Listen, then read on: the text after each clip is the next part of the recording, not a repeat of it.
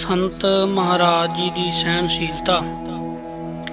ਇੱਕ ਸਮੇਂ ਡੇਰੇ ਵਿਖੇ ਸੰਤ ਮਹਾਰਾਜ ਦੇ ਦਰਸ਼ਨ ਕਰਨ ਵਾਲੇ ਤੇ ਸੰਤਾਂ ਦੇ ਗੁਰ ਭਾਈ ਅਰਥਾਤ ਬਾਬਾ ਤਰਲੋਕ ਸਿੰਘ ਜੀ ਖਵਾਜਾ ਖੜਕ ਵਾਲੇ ਤੇ ਸੰਤ ਬਿਸ਼ਨ ਸਿੰਘ ਜੀ ਨੰਗਲ ਖੁਰਦ ਵਾਲੇ, ਪੁਰਦਮਨ ਸਿੰਘ ਜੀ ਪੱਦੀ ਵਾਲੇ ਤੇ ਸੂਨੀ ਵਾਲੇ ਸੰਤ ਦਲੀਪ ਸਿੰਘ ਜੀ ਅਤੇ ਬਾਬਾ ਗੁੱਜਰ ਸਿੰਘ ਜੀ ਆਦਿਕ ਮਹਾਂਪੁਰਸ਼ ਅਤੇ ਦਰਸ਼ਨੀਕ ਸੱਚੇ ਗ੍ਰਸਤੀ ਸ਼ਰਧਾਲੂ ਆਏ ਹੋਏ ਸਨ। ਗੁਰਦੁਆਰੇ ਵਿਖੇ ਗੁਰਮਤਿ ਮਰਿਆਦਾ ਅਨੁਸਾਰ ਦੋਨੋਂ ਸਮੇਂ ਕੀਰਤਨ ਕਥਾ ਦਾ ਵਿਚਾਰ ਜੋ ਹਮੇਸ਼ਾ ਜਾਰੀ ਹੈ। ਇਸ ਮਰਿਆਦਾ ਦੇ ਅਨੁਸਾਰ ਇੱਕ ਦਿਨ ਅੰਮ੍ਰਿਤ ਵੇਲੇ ਗੌੜੀ ਰਾਗ ਵਿੱਚ ਗੁਰੂ ਅਰਜਨ ਦੇਵ ਮਹਾਰਾਜ ਦੀ ਸੁਖਮਣੀ ਜੋ ਸੁਖਮਈ ਬਾਣੀ ਹੈ ਇਸ ਦੀ ਕਥਾ ਹੋ ਰਹੀ ਸੀ। ਦਾਸ ਲਿਖਾਰੀ ਕਥਾ ਕਰ ਰਿਹਾ ਸੀ। ਸੰਤ ਮਹਾਰਾਜ ਜੀ ਅਤੇ ਸਾਰੇ ਸਾਧੂ ਤੇ ਦਰਸ਼ਨੀਕ ਸੰਗਤਾਂ ਤੇ ਨਿਤਨੇਮੀ ਕਥਾ ਦੇ ਸਰੋਤੇ ਬਣ ਕੇ ਸੁਣ ਰਹੇ ਸਨ। ਸੁਖਮਣੀ ਸਾਹਿਬ ਜੀ ਦੀ 8ਵੀਂ ਅਸ਼ਟਪਦੀ ਵਿੱਚ ਜਿਸ ਵਿੱਚ ਬ੍ਰਹਮ ਗਿਆਨੀ ਦੇ ਲੱਛਣ ਤੇ ਗੁਣ ਅਤੇ ਬ੍ਰਹਮ ਗਿਆਨੀ ਨੂੰ ਜੋ ਫਲ ਸਰੂਪ ਦੀ ਪ੍ਰਾਪਤੀ ਦੀ ਕਥਾ ਹੋ ਰਹੀ ਸੀ। ਬੜੇ ਉਦਾਹਰਨਾਂ ਤੇ ਦ੍ਰਿਸ਼ਟਾਂਤਾਂ ਪ੍ਰਮਾਣਾਂ ਦੁਆਰਾ ਬੜੀ ਫਬਵੀਂ ਤੇ ਦਿਲ ਮੋਹਿਤ ਕਰਨ ਵਾਲੀ ਕਥਾ ਹੋਈ। ਜਦੋਂ ਕਥਾ ਦੀ ਸਮਾਪਤੀ ਹੋਈ ਤਾਂ ਇੱਕ ਸੰਤ ਗੁਰਬਚਨ ਸਿੰਘ ਜੀ ਘੋੜਿਆਂ ਵਾਲੇ ਸੰਗਤ ਵਿੱਚੋਂ ਉੱਠ ਕੇ ਖੜੇ ਹੋ ਗਏ ਤੇ ਸੰਤ ਮਹਾਰਾਜ ਦੀ ਸ਼ਾਨ ਵਿਰੁੱਧ ਬਹੁਤ ਕੋਝੇ ਸ਼ਬਦ ਵਰਤੇ। ਇੱਕ ਸ਼ਬਦ ਕਿਹਾ ਕਿ ਉਹ ਜਵਾਲਿਆ ਬ੍ਰਹਮ ਗਿਆਨ ਘੋਟੀ ਜਾਂਦਾ ਹੈ, ਕਿਸੇ ਨੂੰ ਬ੍ਰਹਮ ਗਿਆਨ ਦਿੱਤਾ ਵੀ ਹੈ, ਐਵੇਂ ਬਕਵਾਸ ਕਰ ਰਹੇ ਹਨ ਸਾਰੇ। ਇਸ ਤੋਂ ਬਾਅਦ ਹੋਰ ਫਿੱਕੇ ਸ਼ਬਦ ਵੀ ਬੋਲੇ। ਸੰਤ ਮਹਾਰਾਜ ਗੁਰਬਚਨ ਸਿੰਘ ਤੋਂ ਫਿੱਕੇ ਬੋਲ ਸੁਣ ਕੇ ਆਪਣੇ ਸੁਭਾਅ ਅਨੁਸਾਰ ਹੱਸੀ ਜਾਂਦੇ ਰਹੇ। ਸੰਤਾਂ ਦੇ ਗੁਰ ਭਾਈਆਂ ਤੇ ਸਾਧੂਆਂ ਸਮੇਤ ਸਾਰੀ ਸੰਗਤ ਗੁੱਸੇ ਵਿੱਚ ਆਈ ਜਾਂਦੀ ਸੀ। ਸੰਤ ਜੀ ਮਹਾਰਾਜ ਬੜੇ ਪ੍ਰਫੁੱਲਤ ਚਿਹਰੇ ਨਾਲ ਆਪਣੀ ਕੁਟੀਆ ਵਿੱਚ ਚਲੇ ਗਏ। ਫਿਰ ਸੰਤਾਂ ਦੀ ਕੁਟੀਆਂ ਵਿੱਚ ਸੰਤਾਂ ਦੇ ਗੁਰ ਭਾਈਆਂ ਤੇ ਸੰਗਤ ਦਾ ਇਕੱਠ ਵੱਜ ਗਿਆ। ਲੱਗੇ ਸਾਰੇ ਜਾਣੇ ਆਪਣੀ ਸਮਝ ਅਨੁਸਾਰ ਭਾਂਤ ਦੀਆਂ ਗੱਲਾਂ ਕਰਨ। ਕੋਈ ਕਹੇ ਕਿ ਇਸ ਗੁਰਬਚਨ ਸਿੰਘ ਨੂੰ ਡੇਰੇ ਨਹੀਂ ਰਹਿਣ ਦੇਣਾ ਚਾਹੀਦਾ, ਕੋਈ ਕਹੇ ਇਸ ਨੂੰ ਦੱਬ ਕੇ ਕੁਟਾਪਾ ਕਰਨਾ ਚਾਹੀਦਾ ਹੈ। ਅਖੀਰ ਬਾਬਾ ਤਰਲੋਕ ਸਿੰਘ ਜੀ ਨੇ ਸੰਤਾਂ ਨੂੰ ਕਹਿ ਦਿੱਤਾ ਕਿ ਸੰਤ ਜੀ ਐਸੇ ਬੰਦੇ ਨੂੰ ਜ਼ਰੂਰ ਕੋਈ ਸਜ਼ਾ ਹੋਣੀ ਚਾਹੀਦੀ ਹੈ, ਬਲਕਿ ਡੇਰੇ ਵਿੱਚ ਆਪ ਜੀ ਦਾ ਜਗਿਆਸੂ ਬਣ ਕੇ ਇਸ ਨੂੰ ਰਹਿਣ ਨਹੀਂ ਦੇਣਾ ਚਾਹੀਦਾ। ਸੰਤਾਂ ਨੇ ਆਖਿਆ ਕਿ ਬਾਬਾ ਜੀ ਡੇਰੇ ਵਿੱਚ ਕਿਉਂ ਨਹੀਂ ਰਹਿਣ ਦੇਣਾ ਚਾਹੀਦਾ। ਬਾਬਾ ਤਰਲੋਕ ਸਿੰਘ ਨੇ ਕਿਹਾ ਕਿ ਭਰੀ ਸੰਗਤ ਵਿੱਚ ਨੇ ਬਹੁਤ ਕੋਝੇ ਸ਼ਬਦ ਕਹੇ, ਜਿਨ੍ਹਾਂ ਸ਼ਬਦਾਂ ਦੁਆਰਾ ਆਪ ਜੀ ਦਾ ਨਿਰਾਦਰ ਹੋਇਆ ਤੇ ਸਤਿਕਾਰ ਘਟਾ ਦਿੱਤਾ ਹੈ। ਸੰਤ ਜੀ, ਇਹ ਕੌਣ ਹੈ ਜਿਸ ਨੇ ਆਪਣੇ ਬੋਲਾਂ ਦੁਆਰਾ ਸਾਡੀ ਨਿਰਾਦਰੀ ਕੀਤੀ ਹੈ? ਬਾਬਾ ਜੀ ਆਪ ਜੀ ਦਾ ਸ਼ਿਸ਼ ਹੈ, ਆਪ ਜੀ ਕੋਲੋਂ ਪਰਮਾਰਥ ਸਿੱਧੀ ਦਾ ਉਪਦੇਸ਼ ਲੈਣ ਆਇਆ ਹੈ। ਸੰਤ ਜੀ, ਬਾਬਾ ਜੀ ਜਰਾ ਆਪਣੀ ਬੁੱਧੀ ਵਿੱਚ ਵਿਚਾਰੋ ਤਾਂ ਸਹੀ ਕਿ ਹੋਵੇ ਸਾਡਾ ਸਿਸ਼ ਤੇ ਸਾਡੇ ਕੋਲੋਂ ਉਪਦੇਸ਼ ਲੈਣ ਦੀ ਚਾਹ ਕਰਦਾ ਹੈ, ਫਿਰ ਉਹ ਸਾਡੀ ਹਿਸਾਨ ਵਿੱਚ ਕੋਝੇ ਬਚਨ ਕਹੇ, ਇਹ ਕਦੇ ਹੋ ਸਕਦਾ ਹੈ? ਇਹ ਦੋਨੋਂ ਗੱਲਾਂ ਆਪਸ ਵਿੱਚ ਮਿਲਦੀਆਂ ਨਹੀਂ। ਅਧਿਕਾਰੀ ਨੂੰ ਕੋਝੇ ਸ਼ਬਦ ਕਹਿਣੇ ਉਪਦੇਸ਼ਤਾ ਨੂੰ ਬਣਦੇ ਨਹੀਂ। ਬਾਬਾ ਜੀ ਫਿਰ ਸੰਤ ਜੀ, ਆਪ ਜੀ ਦੇ ਖਿਆਲ ਵਿੱਚ ਇਹ ਕੀ ਖੇਲ ਬਣਿਆ ਹੈ? ਸਾਰੀ ਸੰਗਤ ਆਪ ਜੀ ਦੇ ਮੁਖਾਰਬਿੰਦ ਤੋਂ ਸੁਣਨਾ ਚਾਹੁੰਦੀ ਹੈ। ਸੰਤ ਜੀ, ਬਾਬਾ ਜੀਓ, ਇਹ ਕੌਣ ਸੱਜਣ ਹੈ ਜੋ ਜੋੜੀ ਸੰਗਤ ਵਿੱਚ ਸਾਨੂੰ ਮੰਦੇ ਸ਼ਬਦ ਆਖਦਾ ਹੈ? ਬਾਬਾ ਜੀ, ਇਹ ਆਪ ਜੀ ਦਾ ਜਗਿਆਸੂ ਹੈ ਜੋ ਆਪ ਜੀ ਦੇ ਪਾਸੋਂ ਪਰਮਾਰਥ ਦੀ ਸਿੱਖਿਆ ਲੈਣ ਆਇਆ ਹੈ। ਸੰਤ ਜੀ, ਬਾਬਾ ਜੀ ਜਰਾ ਸੋਚੋ ਵਿਚਾਰੋ ਕਿ ਜੋ ਚਾਹਵਾਨ ਹੋ ਕੇ ਮੇਰੇ ਪਾਸ ਆਇਆ ਹੈ ਕਿ ਮੈਂ ਸੰਤਾਂ ਪਾਸੋਂ ਕੁਝ ਲੈਣਾ ਹੈ, ਸੋ ਮੇਰਾ ਮੰਗਤਾ ਮੈਨੂੰ ਹੀ ਮੰਦਾ ਬੋਲ ਕੈਸੇ ਬੋਲ ਸਕਦਾ ਹੈ? ਬਾਬਾ ਜੀ, ਕੀ ਆਪ ਜੀ ਦੇ ਪਾਸੋਂ ਉਪਦੇਸ਼ ਲੈਣ ਦਾ ਚਾਹਵਾਨ ਨਹੀਂ ਰਿਹਾ? ਸੰਤ ਜੀ, ਮੇਰੇ ਪਾਸ ਉਪਦੇਸ਼ ਲੈਣ ਦੀ ਇਸ ਦੀ ਤੀਬਰ ਇੱਛਾ ਹੈ। ਇਸ ਵਿੱਚ ਬਾਬਾ ਜੀ ਕੁਝ ਹੋਰ ਭੇਦ ਹੈ। ਉਹ ਇਹ ਹੈ ਕਿ ਗੁਰਬਚਨ ਸਿੰਘ ਮੇਰਾ ਜਗਿਆਸੂ ਆਪ ਸੁਤੰਤਰ ਹੋ ਕੇ ਮੈਨੂੰ ਕੁਝ ਨਹੀਂ ਬੋਲ ਰਿਹਾ। ਉਹ ਤਾਂ ਮੇਰਾ ਸਾਈਂ, ਮੇਰਾ ਮਾਲਕ ਮੇਰੀ ਪ੍ਰੀਖਿਆ ਕਰ ਰਿਹਾ ਹੈ ਕਿ ਜਵਾਲਾ ਸਿੰਘ ਆਪਣੇ ਗੁਰ ਭਾਈਆਂ ਵਿੱਚ ਤੇ ਆਪਣੇ ਸ਼ਰਧਾਲੂਆਂ ਸਿੱਖ ਸੇਵਕਾਂ ਵਿੱਚ ਬੈਠਾ ਹੰਕਾਰੀ ਤਾਂ ਨਹੀਂ ਹੋ ਰਿਹਾ? ਕੁਝ ਸਹਾਰਨ ਸ਼ਕਤੀ ਤੇ ਨਿਮਰਤਾ ਵੀ ਰੱਖਦਾ ਹੈ ਕਿ ਨਹੀਂ? ਇਸ ਤੋਂ ਬਿਨਾਂ ਇਸ ਵਿਚਾਰ ਵਿੱਚ ਕੀ ਸ਼ਕਤੀ ਹੈ ਜੋ ਸਾਨੂੰ ਮੰਦਾ ਕਹਿ ਸਕੇ? ਸੰਤਾਂ ਦਾ ਇਹ ਸਿਧਾਂਤ ਸੁਣ ਕੇ ਸਾਰਿਆਂ ਵਿੱਚ ਸ਼ਾਂਤੀ ਦਾ ਸਨਾਟਾ ਛਾ ਗਿਆ। ਸਾਰੇ ਹੀ ਧੰਨ ਸੰਤ ਜੀ ਆਖਣ ਲੱਗ ਪਏ। ਇਹ ਸਹਾਰਨ ਸ਼ਕਤੀ ਤੇ ਸ਼ਾਂਤੀ ਸੰਤਾਂ ਵਿੱਚ ਹੀ ਹੈ। ਇਹ ਸਮੇਂ ਹੋਰ ਕਿਸੇ ਵਿੱਚ ਦਿਖਾਈ ਨਹੀਂ ਦਿੰਦੀ। ਐਸੀਆਂ ਐਸੀਆਂ ਹੋਰ ਵੀ ਬਹੁਤ ਵਾਰਦਾਤਾਂ ਹੋਈਆਂ ਜੋ ਕਿ ਗ੍ਰੰਥ ਵਧਣ ਦੇ ਡਰ ਤੋਂ ਨਹੀਂ ਲਿਖੀਆਂ ਜਾ ਰਹੀਆਂ। ਡੇਰੇ ਦੇ ਸਾਧੂਆਂ ਦੀ ਪ੍ਰੀਖਿਆ ਲੈਣੀ। ਇੱਕ ਦਿਨ ਸੰਤਾਂ ਨੇ ਸਾਰਿਆਂ ਦੇ ਮੰਜੇ ਤੇ ਬਿਸਤਰੇ ਇੱਕ ਜਗ੍ਹਾ ਇਕੱਠੇ ਕਰਵਾ ਲਏ। ਉਹਨਾਂ ਵਿੱਚ ਚੰਗੇ ਚੰਗੇ ਪਲੰਘ ਵੀ ਸਨ ਤੇ ਬਹੁਤ ਅੱਛੇ ਕੱਪੜਿਆਂ ਦੇ ਬਿਸਤਰੇ ਵੀ ਸਨ, ਜਿਨ੍ਹਾਂ ਵਿੱਚ ਰਜਾਈਆਂ, ਤਲਾਈਆਂ, ਸਰਾਣੇ, ਦਰੀ, ਤਲਾਈ ਤੇ ਉੱਪਰ ਵਿਛਾਉਣ ਵਾਲੀਆਂ ਚਾਦਰਾਂ ਵੀ ਬਹੁਤ ਸੁੰਦਰ ਸਨ। ਬ੍ਰਹਮ ਗਿਆਨੀ ਬਾਬਾ ਈਸਰ ਸਿੰਘ ਜੀ ਦੇ ਪਲੰਘ ਬਿਸਤਰੇ ਤੋਂ ਬਿਨਾਂ ਸਾਰਿਆਂ ਨੂੰ ਇਕੱਠੇ ਕਰਕੇ ਅੱਗ ਲਗਵਾ ਦਿੱਤੀ। ਇਹ ਸਭ ਕੁਝ ਸੜਦਾ ਰਿਹਾ। ਹਜ਼ੂਰ ਨੇ ਆਪ ਸਾਰਿਆਂ ਨੂੰ ਆਪਣੇ ਪਾਸ ਬੁਲਾ ਕੇ ਹੁਕਮ ਕੀਤਾ ਕਿ ਕੋਈ ਵੀ ਇਸ ਡੇਰੇ ਵਿੱਚ ਰਿਹਾਇਸ਼ ਰੱਖਣ ਵਾਲਾ ਮੰਜੇ ਪਰ ਨਹੀਂ ਪਵੇਗਾ, ਨਾ ਕੋਈ ਬਿਸਤਰਾ ਵਿਛਾ ਕੇ ਪਵੇਗਾ, ਨਾ ਕੋਈ ਰਾਤ ਦੇ 10 ਵਜੇ ਤੋਂ ਪਹਿਲਾਂ ਸੋਵੇਗਾ ਅਤੇ ਨਾ ਹੀ 3 ਵਜੇ ਤੋਂ ਬਾਅਦ ਸੌਵੇਗਾ।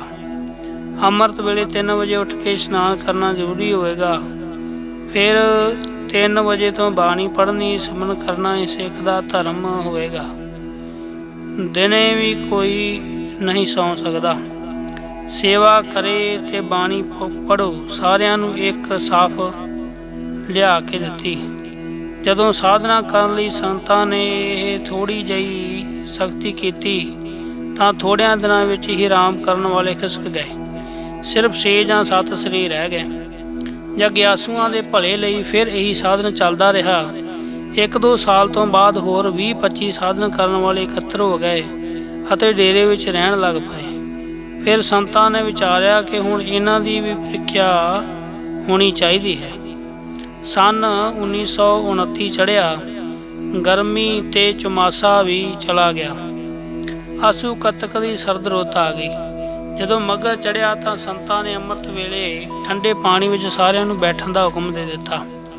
ਇਹ ਜੋ ਟੂਟੀਆਂ ਵਾਲਾ ਖੂਹ ਹੈ, ਇਸ ਦੀ ਮੌਣ ਨਾਲ ਪੱਛੋਂ ਦੀ ਦਿਸ਼ਾ ਵੱਲ 3.5 ਫੁੱਟ ਡੂੰਘਾ ਚੁਬੱਚਾ ਬਣਾ ਲਿਆ। ਇਸ ਨੂੰ ਖੂਹ ਦੀ ਹਲਟੀ ਦੁਆਰਾ ਪਹਿਲਾਂ ਗੇੜ ਕੇ ਸਾਰਿਆਂ ਨੇ ਭਰਨਾ, ਫਿਰ ਇਸ ਵਿੱਚ ਸਾਰਿਆਂ ਨੇ ਬੈਠਣਾ। ਸੰਤ ਮਹਾਰਾਜ ਆਪ ਵੀ ਸਾਰਿਆਂ ਨਾਲ ਬੈਠਣ ਲੱਗ ਪਏ। ਸੰਤ ਮਹਾਰਾਜ ਜੀ ਦੇ ਅਤੇ ਸਾਰਿਆਂ ਗੁਰਸਿੱਖਾਂ ਦੇ ਇਹ ਸਾਧਨ ਦੇਖ ਕੇ ਜੋ ਕੱਚੇ ਪਿੱਲੇ ਪਦਾਰਥ ਖਾਂਦੇ ਚਾਹਵਾਨ ਸਨ, ਸੋ ਸਾਰੇ ਹੀ ਡੇਰੇ ਤੋਂ ਖਿਸਕ ਗਏ। ਬਸ ਇਹੀ 6-7 ਸਿਦਕੀ ਰਹਿ ਗਏ। ਸੰਤਾਂ ਨੇ ਸਾਧਨ ਹੋਲੇ ਤੋਂ ਬਾਅਦ ਤੱਕ ਚੇਤ ਦੇ ਅੱਧੇ ਪੱਖ ਤੱਕ ਕਰਵਾਇਆ। ਜਦੋਂ ਸੰਤਾਂ ਸਮੇਤ ਸਾਰੇ ਸਿੱਖ ਹੋਲੇ ਮਹੱਲੇ ਦੇ ਅਨੰਦਪੁਰ ਸਾਹਿਬ ਗਏ ਤਾਂ ਅਨੰਦਪੁਰ ਸਾਹਿਬ ਵਿਖੇ ਦਰਿਆ ਸਤਲੁਜ ਵਿੱਚ ਆ ਕੇ ਉਤਨੇ ਘੰਟੇ ਦਰਿਆ ਦੇ ਪਾਣੀ ਵਿੱਚ ਬੈਠ ਕੇ ਸਾਧਨਾ ਕੀਤੀ। ਜਦੋਂ ਡੇਰੇ ਆਏ ਤਾਂ ਇਹ ਸਾਧਨ ਦੀ ਗੁਰੂ ਅੱਗੇ ਅਰਦਾਸ ਕਰਕੇ ਸਮਾਪਤੀ ਕਰ ਦਿੱਤੀ। ਫਿਰ ਵਿਸਾਖ, ਜੇਠ, ਹਾੜ ਆਦਿਕ ਗਰਮੀਆਂ ਦਾ ਮੌਸਮ ਆ ਗਿਆ।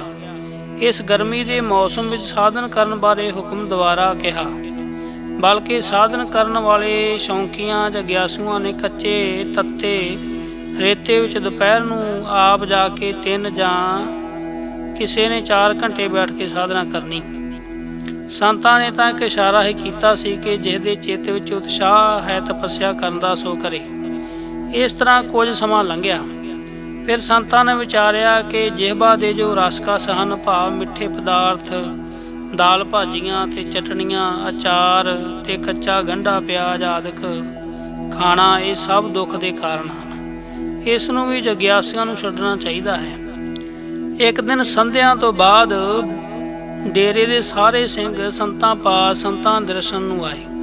ਸੰਤਾਂ ਨੇ ਅੱਧਾ ਕੁ ਘੰਟਾ ਜੀਵ ਦੇ ਰਸ ਬਾਬਤ ਸਾਰਿਆਂ ਨੂੰ ਬਹੁਤ ਸੁੰਦਰ ਉਪਦੇਸ਼ ਦਿੱਤਾ ਕਿ ਰਸਕਸ ਹੀ ਜੀਵ ਦੇ ਦੁੱਖ ਦਾ ਕਾਰਨ ਬਣਦੇ ਨੇ, ਕਿਉਂਕਿ ਮਿੱਠੇ ਭੋਜਨ ਲੋੜ ਤੋਂ ਵੱਧ ਖਾਧੇ ਜਾਂਦੇ ਨੇ ਅਤੇ ਭੁੱਖ ਤੋਂ ਵੱਧ ਖਾਣ ਨਾਲ ਸਰੀਰ ਰੋਗੀ ਹੋ ਜਾਂਦਾ ਹੈ। ਇਸੇ ਪ੍ਰਕਾਰ ਦਾਲ, ਸਬਜ਼ੀਆਂ, ਚਟਨੀਆਂ, ਅਚਾਰਾਂ ਦੇ ਸਵਾਦ ਨਾਲ ਵੀ ਭੁੱਖ ਤੋਂ ਵੱਧ ਖਾਧਾ ਜਾਂਦਾ ਹੈ। ਇਸ ਤਰ੍ਹਾਂ ਸਰੀਰ ਰੋਗੀ ਹੋ ਜਾਂਦਾ ਹੈ। ਦੂਜਾ ਪੱਖ, ਇਹਨਾਂ ਚੰਗੇ ਪਦਾਰਥ ਖਾਣ ਤੋਂ ਸਰੀਰ ਪੁਸ਼ਟ ਹੁੰਦਾ ਹੈ। ਸਰੀਰ ਪੁਸ਼ਟ ਹੋਣ ਤੋਂ ਮਨ ਪੁਸ਼ਟ ਹੁੰਦਾ ਹੈ ਤੇ ਮਨ ਪੁਸ਼ਟ ਹੋਣ ਤੇ ਵਿਸ਼ਿਆਂ ਵੱਲ ਬਹੁਤ ਧਿਆਨ ਜਾਂਦਾ ਹੈ। ਤਨ ਪੁਸ਼ਟ ਤੇ ਮਨ ਪੁਸ਼ਟ, ਮਨ ਪੁਸ਼ਟ ਤੇ ਵਿਸ਼ੇ ਪੁਸ਼ਟ। ਭਰਤਰੀ ਨੇ ਕਥਨ ਕੀਤਾ ਹੈ, ਕਿਉਂਕਿ ਤਮੋ ਗੁਣ ਤੇ ਰਜੋ ਗੁਣ ਖਾਣ ਤੋਂ ਮਨ ਕਦੇ ਵੀ ਸਤੋ ਗੁਣ ਵਿੱਚ ਨਹੀਂ ਜਾਂਦਾ। ਜਿਤਨੀ ਦੇਰ ਮਨ ਵਿੱਚ ਸਤੋ ਗੁਣ ਵਿੱਚ ਨਹੀਂ ਜਾਂਦਾ, ਉਨਾ ਚਿਰ ਕਦੇ ਵੀ ਗਿਆਨ ਨਹੀਂ ਹੁੰਦਾ। ਇਸ ਤੇ ਕਥਨ ਕੀਤਾ ਹੈ ਕਿ ਸਤੋ ਸਿੰਜਾਇਤੇ ਗਿਆਨ ਹੈ। ਕੱਚਾ ਪਿਆਜ਼ ਖਾਣਾ ਧਾਤੂ ਨੂੰ ਪਤਲਾ ਕਰਦਾ ਹੈ, ਸਰੀਰ ਧਾਤੂ ਤੋਂ ਰੇਸ਼ਾ ਪੈਦਾ ਕਰ ਦਿੰਦੀ ਹੈ। ਇਸ ਵਾਸਤੇ ਅੱਜ ਤੋਂ ਡੇਰੇ ਵਿੱਚ ਰਹਿਣ ਵਾਲੇ ਸਾਰੇ ਸਿੱਖ ਕੋਈ ਵੀ ਮਿੱਠਾ ਪਦਾਰਥ ਨਹੀਂ ਛਕਣਗੇ, ਭਾਵ ਮਿੱਠਾ ਬਿਲਕੁਲ ਨਹੀਂ ਵਰਤਣਗੇ ਤੇ ਲੂਣ ਵੀ ਜ਼ਿਆਦਾ ਨਹੀਂ ਵਰਤਣਗੇ। ਲੂਣ ਵਾਲੀ ਸ਼ੈ, ਅਚਾਰ, ਚਟਣੀਆਂ ਨਹੀਂ ਵਰਤਣਗੇ ਤੇ ਕੱਚਾ ਗੰਢਾ ਵੀ ਨਹੀਂ ਖਾਣਗੇ। ਹੋਰ ਆਈ ਸੰਗਤ ਨੂੰ ਉਸੇ ਤਰ੍ਹਾਂ ਗੁਰੂ ਕਾ ਲੰਗਰ ਸਵਾਦਲਾ ਲੂਣ ਮਿਰਚਾ ਮਸਾਲਾ ਪਾ ਕੇ ਸਵਾਦੀ ਬਣਾ ਕੇ ਛਕਾਓ ਅਤੇ ਮਿੱਠੇ ਭੋਜਨ ਵੀ ਛਕਾਓ। ਉਸੇ ਸਾਲ ਸੰਤ ਮੇਹਰ ਸਿੰਘ ਜੀ, ਜੋ ਕਿ ਖੇਤੀਬਾੜੀ ਦੇ ਜਥੇਦਾਰ ਸਨ, ਉਹਨਾਂ 4 ਕਨਾਲ ਕਮਾਦ ਬੜੇ ਸ਼ੌਂਕ ਨਾਲ ਪਾਲਿਆ ਸੀ, ਪਰ ਸੰਤਾਂ ਵੱਲੋਂ ਮਿੱਠਾ ਖਾਣਾ ਮਨ੍ਹਾ ਸੀ। ਇਸ ਵਾਸਤੇ ਡੇਰੇ ਵਿੱਚ ਰਹਿਣ ਵਾਲੇ ਜਗਿਆਸੂਆਂ ਨੇ ਗੰਨਾ ਵੀ ਚੁੱਪ ਕੇ ਨਹੀਂ ਦੇਖਿਆ। ਸਾਰੇ ਦਾ ਸਾਰਾ ਕਮਾਦ ਕਾਠ ਦੇ ਬੇਲਣੇ ਵਿੱਚ ਪੀੜ ਕੇ ਰਸ ਕੱਢ ਕੇ ਗਰੀਬਾਂ ਨਾਥਾਂ ਨੂੰ ਛਕਾ ਦਿੱਤਾ। ਇਹ ਸਾਧਨ ਤਕਰੀਬਨ 1.5 ਸਾਲ ਡੇਰੇ ਵਿੱਚ ਸੰਗਤ ਤੋਂ ਕਰਵਾਇਆ ਗਿਆ। ਇਸ ਤਰ੍ਹਾਂ ਸਾਰੇ ਸਿੱਖ ਇਹਨਾਂ ਚੰਗੀਆਂ ਕਸਵੱਟੀਆਂ ਤੇ ਲਾ ਕੇ 12 ਵੰਨੀ ਦੇ ਕੁੰਦਨ ਵਾਂਗੂ ਸੁੱਧ ਕਰਨ ਦੀ ਸੰਤ ਮਹਾਰਾਜ ਨੇ ਕਿਰਪਾਲਤਾ ਕੀਤੀ। ਉਸ ਸਮੇਂ ਦੇ ਸਿੱਖ ਬੜੇ ਸ਼ਾਂਤ ਚੇਤੇ ਪਿਆਰ ਵਾਲੇ ਸਨ ਤੇ ਡੇਰੇ ਦਾ ਵਾਯੂ ਮੰਡਲ ਬੈਕੁੰਠ ਦੀ ਨਹੀਂ ਸੀ। ਸੰਤ ਮਹਾਰਾਜ ਦੀ ਸਹਿਣਸ਼ੀਲਤਾ। ਇੱਕ ਦਿਨ ਸੰਤਾਂ ਦੀ ਹਜ਼ੂਰੀ ਵਿੱਚ ਬਹੁਤ ਸਾਰੀ ਸੰਗਤ ਇਕੱਤਰ ਹੋਈ ਬੈਠੀ ਸੀ। ਆਉਣ ਵਾਲੇ ਸ਼ਰਧਾਲੂ ਤੇ ਪ੍ਰੇਮੀ ਸੰਤਾਂ ਨੂੰ ਮੱਥਾ ਟੇਕ ਕੇ ਬੜੀ ਸ਼ਾਂਤੀਪੂਰਵਕ ਬੈਠਦੀਆਂ ਜਾਂਦੀਆਂ ਸਨ। ਸੰਤ ਮਹਾਰਾਜ ਆਪਣੀ ਰਸਨਾ ਤੋਂ ਗੁਰਸਿੱਖੀ ਦਾ ਸ਼ੁਭ ਉਪਦੇਸ਼ ਦੇ ਕੇ ਸਾਰਿਆਂ ਦੇ ਦਿਲਾਂ ਨੂੰ ਸ਼ਾਂਤੀ ਬਖਸ਼ ਰਹੇ ਸਨ। ਇਤਨੇ ਨੂੰ ਇੱਕ ਸਿੰਘ ਬੜਾ ਸ਼ੰਕਾਵਾਦੀ, ਜਰਾ ਕੱਟੜ ਸੁਭਾਅ ਦਾ ਆ ਗਿਆ। ਉਸ ਨੇ ਆ ਕੇ ਸੰਤਾਂ ਅੱਗੇ ਖਲੋ ਕੇ ਫਤਿਹ ਬੁਲਾਈ। ਸੰਤਾਂ ਨੇ ਵੀ 2 ਹੱਥ ਜੋੜ ਕੇ ਫਤਿਹ ਦਾ ਜਵਾਬ ਦਿੱਤਾ। ਫਿਰ ਸਿੰਘ ਵੀ ਆਪਣੀ ਯੋਗ ਜਗ੍ਹਾ ਤੱਕ ਕੇ ਬੈਠ ਗਿਆ। ਕਾਫੀ ਦੇਰ ਤੱਕ ਸੰਤਾਂ ਦੇ ਬਚਨ ਸੁਣਦਾ ਰਿਹਾ। ਜਦੋਂ ਸੰਤਾਂ ਦੇ ਬਚਨ ਵਿੱਚ ਗੁਰਮਤਿ ਤੋਂ ਕੋਈ ਉਲਟ ਗੱਲ ਨਾ ਮਿਲੀ ਤਾਂ ਕੀੜੀ ਬਿਰਤੀ ਦੀ ਨਿਆਈ, ਜਿਵੇਂ ਕਿ ਕੀੜੀ ਕਿੰਨੇ ਵੀ ਚੂਨੇ ਗੱਚ ਮਕਾਨ ਵਿੱਚ ਹੋਵੇ, ਉਸ ਚੂਨੇ ਗੱਚ ਫਰਸ਼ ਵਿੱਚ ਕੋਈ ਨਾ ਕੋਈ ਦਰਾੜ ਭਾਵ ਤਰੇੜ ਦੇਖਦੀ ਹੈ। ਇਸ ਤਰ੍ਹਾਂ ਇਸ ਸਿੰਘ ਨੂੰ ਸੰਤਾਂ ਦੇ ਸਤ ਸੰਗਤ ਰੂਪ ਵਿੱਚ ਚੂਨੇ ਗੱਚ ਫਰਸ਼ ਵਿੱਚੋਂ ਹੋਰ ਕੋਈ ਵੀ ਕਿੰਤੂ ਕਰਨ ਨੂੰ ਨਾ ਮਿਲਿਆ। ਬਸ ਇਹ ਇੱਕ ਸ਼ੰਕਾ ਬੜੇ ਰੋਹ ਵਿੱਚ ਸੰਤਾਂ ਨੂੰ ਆਖਦਾ ਕਿ ਸੰਤ ਜੀ, ਇਹ ਤੁਹਾਡੇ ਵਿੱਚ ਬੜੀ ਕਮੀ ਹੈ ਕਿ ਤੁਸੀਂ ਸੰਗਤ ਕੋਲੋਂ ਮੱਥਾ ਟਿਕਾਉਂਦੇ ਹੋ। ਸੰਤਾਂ ਨੇ ਆਪਣੇ ਸੁਭਾਅ ਅਨੁਸਾਰ ਬੜੇ ਪ੍ਰੇਮ ਤੇ ਨਿਮਰਤਾ ਨਾਲ ਆਖਿਆ ਕਿ ਸਿੰਘਾ, ਅਸੀਂ ਤਾਂ ਕਿਸੇ ਨੂੰ ਨਹੀਂ ਆਖਦੇ ਕਿ ਤੁਸੀਂ ਸਾਨੂੰ ਮੱਥਾ ਟੇਕੋ, ਆਪਣੇ ਆਪ ਹੀ ਸੰਗਤਾਂ ਮੱਥਾ ਟੇਕ ਜਾਂਦੀਆਂ ਹਨ। ਉਸ ਸਿੰਘ ਨੇ ਕਿਹਾ ਕਿ ਇਹ ਕੋਈ ਠੀਕ ਉੱਤਰ ਨਹੀਂ। ਜੇ ਤੁਸੀਂ ਮੱਥਾ ਟੇਕਣ ਤੋਂ ਹਟਾਓ ਤਾਂ ਸੰਗਤਾਂ ਹਟ ਜਾਣ। ਸੰਤਾਂ ਨੇ ਉੱਤਰ ਦਿੱਤਾ ਕਿ ਸਿੰਘ ਜੀ, ਦੇਖੋ ਕਿਤਨੀਆਂ ਸੰਗਤਾਂ ਆਉਂਦੀਆਂ ਹਨ। ਜੇ ਅਸੀਂ ਸਾਰਿਆਂ ਨੂੰ ਇਹ ਕਹਿਣ ਪਾਰ ਹੋ ਜਾਈਏ ਕਿ ਸਾਨੂੰ ਮੱਥਾ ਨਾ ਟੇਕੋ, ਕਿਉਂਕਿ ਬਾਰ-ਬਾਰ ਨਵੀਆਂ ਸੰਗਤਾਂ ਆਉਂਦੀਆਂ ਹਨ, ਅਸੀਂ ਹੀ ਬਾਰ-ਬਾਰ ਕਹੀਏ ਤਾਂ ਤੇ ਸਿੰਘ ਜੀ ਅਸੀਂ ਫਿਰ ਇਹੀ ਡਿਊਟੀ ਕਰੀਏ, ਨਾਮ ਸਿਮਰਨ ਛੱਡ ਦਈਏ। ਫਿਰ ਵੀ ਸਿੰਘ ਜੀ ਨੇ ਬੜੇ ਸਖਤ ਸ਼ਬਦਾਂ ਨਾਲ ਆਖਿਆ ਕਿ ਤੁਸੀਂ ਲੋਕ ਇਹ ਬਹਾਨੇ ਬਣਾ ਲੈਂਦੇ ਹੋ। ਤਾਂ ਫਿਰ ਸੰਤਾਂ ਨੇ ਬੜੇ ਪਿਆਰ ਨਾਲ ਮਿੱਠੇ ਜਿਹੇ ਸ਼ਬਦ ਨਾਲ ਆਖਿਆ ਕਿ ਸਿੰਘ ਸਾਹਿਬ, ਤੁਸੀਂ ਸਾਡੇ ਕੋਲ ਬੈਠ ਜਾਓ, ਜੋ ਵੀ ਮੱਥਾ ਟੇਕੇ ਤੁਸੀਂ ਉਸ ਨੂੰ ਰੋਕੀ ਜਾਓ। ਜੇ ਤੁਹਾਡੇ ਰੋਕਣ 'ਤੇ ਸਾਡੇ ਵਿੱਚ ਕੋਈ ਗੁੱਸਾ ਆਇਆ ਕਿ ਤੁਸੀਂ ਮੱਥਾ ਟੇਕਣ ਤੋਂ ਕਿਉਂ ਰੋਕਦੇ ਹੋ, ਤਾਂ ਤੁਸੀਂ ਸਮਝੋ ਕਿ ਸੰਤ ਆਪ ਮੱਥਾ ਟਿਕਾਉਂਦੇ ਹਨ। ਫਿਰ ਵੀ ਉਸ ਸਿੰਘ ਨੇ ਗੁੱਸੇ ਵਿੱਚ ਆ ਕੇ ਕਿਹਾ ਕਿ ਇਹੀ ਗੱਲਾਂ ਤੁਹਾਡੀਆਂ ਪਖੰਡ ਵਾਲੀਆਂ ਹਨ। ਤਾਂ ਫਿਰ ਸੰਤਾਂ ਨੇ ਬੜੀ ਸ਼ਾਂਤੀਪੂਰਵਕ ਆਖਿਆ ਕਿ ਲੋਕ ਸਾਨੂੰ ਮੱਥਾ ਟੇਕਦੇ ਹਨ, ਤੂੰ ਇੱਥੋਂ ਚੁੱਕ ਕੇ ਸਾਨੂੰ ਜੁੱਤੇ ਮਾਰ ਦੇ। ਜੇ ਤੇਰੇ ਵੱਲੋਂ ਜੁੱਤੀਆਂ ਮਾਰਨ 'ਤੇ ਸਾਨੂੰ ਕੋਈ ਖੇਦ ਹੋਇਆ ਤਾਂ ਫਿਰ ਇਹਨਾਂ ਲੋਕਾਂ ਦੇ ਮੱਥਾ ਟੇਕਣ ਤੋਂ ਵੀ ਸਾਨੂੰ ਲਾਭ ਪ੍ਰਾਪਤ ਹੁੰਦਾ ਹੋਵੇਗਾ। ਜੇ ਦੋਹਾਂ ਹਾਲਾਤਾਂ ਵਿੱਚ ਸਾਨੂੰ ਕੋਈ ਹਾਨ ਲਾਭ ਨਾ ਹੋਇਆ ਤਾਂ ਫਿਰ ਤੂੰ ਸਮਝੀ ਕਿ ਇਹ ਜੋ ਲੋਕ ਮੱਥਾ ਟੇਕਦੇ ਹਨ, ਇਹਨਾਂ ਤੋਂ ਸੰਤ ਮੱਥਾ ਨਹੀਂ ਟਿਕਾਉਂਦੇ। ਸੰਤ ਮਹਾਰਾਜ ਦਾ ਨਿਮਰਤਾ ਭਰਿਆ ਸ਼ਬਦ ਸੁਣ ਕੇ ਉਹ ਸੰਤਾਂ ਦੇ ਚਰਨ ਹੀ ਢਹਿ ਪਿਆ। ਹੁਣ ਆਪਣਾ ਮੱਥਾ ਸੰਤਾਂ ਦੇ ਚਰਨਾਂ ਉੱਪਰੋਂ ਨਹੀਂ ਸੀ ਚੁੱਕਦਾ ਅਤੇ ਬੈਰਾਗ ਦਾ ਜਲ ਵੀ ਨੇਤਰਾਂ ਵਿੱਚ ਆ ਗਿਆ ਸੀ। ਸੰਤਾਂ ਨੇ ਬੜੀ ਧੀਰਜ ਦਿੱਤੀ। ਧੀਰਜ ਦੇ ਕੇ ਚਰਨਾਂ ਉੱਪਰੋਂ ਉਠਾਇਆ ਅਤੇ ਉਪਦੇਸ਼ ਦੇ ਕੇ ਨਿਹਾਲ ਕੀਤਾ। ਤਾਂ ਜ਼ਿੰਦਗੀ ਭਰ ਸੰਤਾਂ ਦਾ ਸ਼ਰਧਾਲੂ ਬਣ ਕੇ ਸਿਦਕ ਕਮਾਉਂਦਾ ਰਿਹਾ। ਇਹ ਸੀ ਗੁਰਬਖਸ਼ ਸਿੰਘ ਮੁਣਾਈਆਂ ਵਾਲਾ। ਐਸੀ ਹੀ ਸਹਿਣਸ਼ੀਲਤਾ ਦੀ ਹੋਰ ਸਾਖੀ। ਸੰਤ ਮਹਾਰਾਜ ਹਮੇਸ਼ਾ ਹੀ ਚਮਕੌਰ ਸਾਹਿਬ, ਦੁਸਹਿਰੇ ਤੇ ਗੜੀ ਸਾਹਿਬ ਗੁਰਦੁਆਰੇ ਜਾ ਕੇ ਪੁਰਾਤਨ ਮਰਿਆਦਾ ਅਨੁਸਾਰ ਅਖੰਡ ਪਾਠ ਕਰਵਾਇਆ ਕਰਦੇ ਸਨ। 3 ਦਿਨ ਹੀ ਗੁਰੂ ਕਾ ਲੰਗਰ ਸੰਤਾਂ ਵੱਲੋਂ ਚੱਲਿਆ ਕਰਦਾ। 1946 ਦਾ ਦੁਸਹਿਰਾ ਆਇਆ। ਇਸ ਸਾਲ ਵੀ ਸੰਤਾਂ ਨੇ ਚਮਕੌਰ ਸਾਹਿਬ ਜਾ ਕੇ ਗੜੀ ਸਾਹਿਬ ਗੁਰਦੁਆਰੇ ਅਖੰਡ ਪਾਠ ਪੁਰਾਤਨ ਮਰਿਆਦਾ ਅਨੁਸਾਰ ਭਾਵ ਜਪਜੀ ਸਾਹਿਬ ਦਾ ਪਾਠ ਵੀ ਨਾਲ ਰੱਖਿਆ। ਕੁੰਭ ਨਾਰੀਅਲ ਵੀ ਰੱਖਿਆ ਤੇ ਗਊ ਦੇ ਘਿਓ ਦੀ ਖੰਡ ਨਿਰੰਜਨੀ ਜੋਤ ਵੀ ਜਗਾਈ ਗਈ। ਇੱਕ ਸੰਤਾਂ ਦੇ ਹੋਰ ਵੀ ਨਿਯਮ ਸਨ।